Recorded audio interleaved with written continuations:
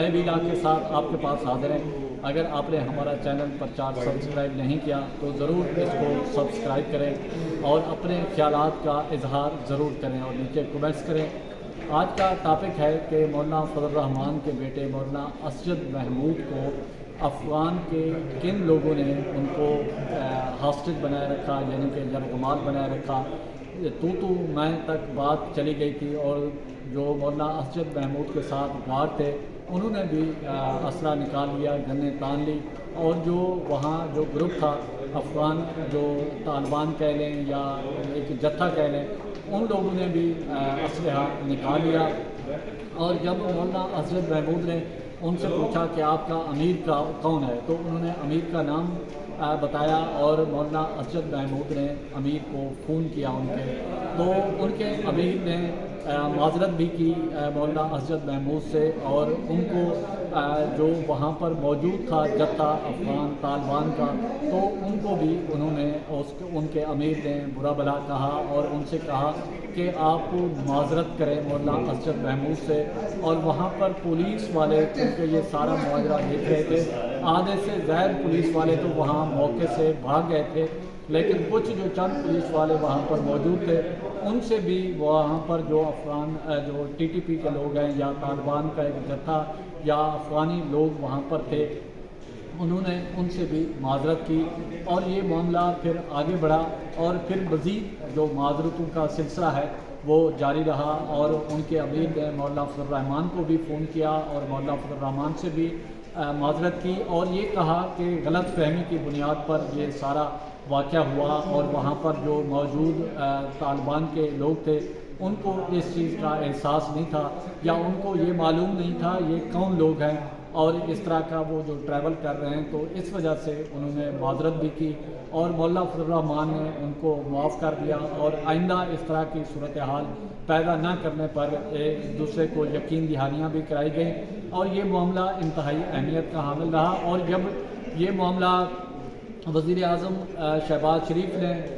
Media کے مطابق جو رپورٹس ہوئیں، تو اس کے بعد پھر وزیر اعظم شہباز شریف بھی مولانا فضل الرحمان کے پاس گئے اور ساری صورتحال کو جانچا، اور پھر مولانا فضل الرحمان نے جو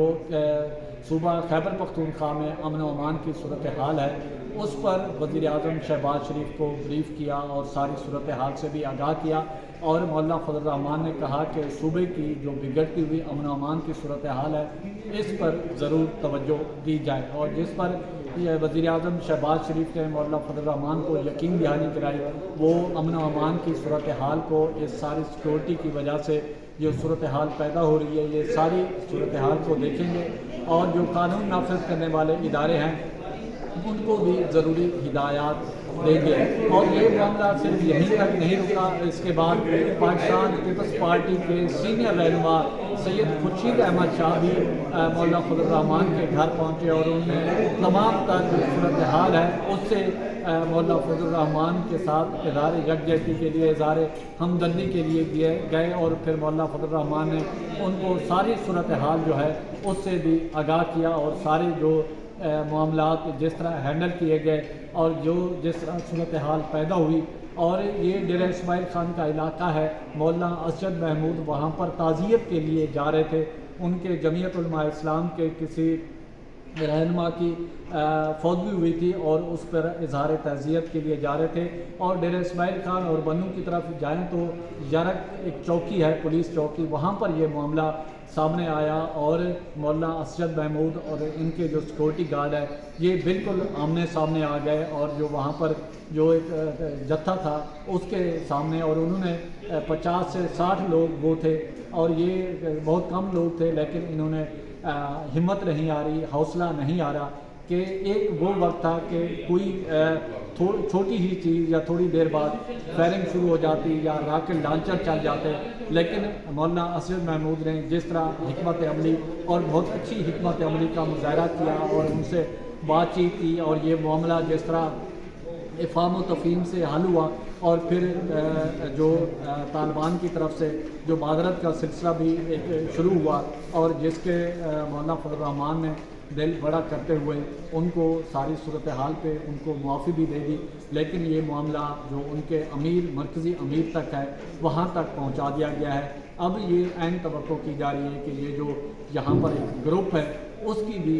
جو سرزنش ہے وہ پہلے بھی ہوئی ہے اور مزید بھی ہوگی. اور دوسری طرف اب دیکھنا ہے کہ حکومت جو ہے اس سارے معاملات کو کس طرح ہینڈل کرتی ہے. کیا حکومت وہاں پر کوئی آپریشن کرے گی اور قانون نافذ کرنے والے اداروں کو حکومت جو ہے اس طرح کی کوئی ہدایت کرے گی کہ وہاں پر آپریشن کیا جائے اور امن و امان کی صورتحال پیدا نہ ہو. اور سب سے بڑھ کے مزے کی بات جو ہے ڈیرہ اسماعیل خان جو ہے یہ ہب ہے صوبہ خیبر پختونخوا میں جو حکومت ہے اس طرح سمجھے کہ ڈیرہ اسماعیل خان کی ہے. وزیر اعلیٰ کے پی کے ڈیرہ اسماعیل خان سے تعلق ہے. آئی جی پولیس جو ہے ان کا تعلق بھی ڈیرہ اسماعیل خان سے ہے. اور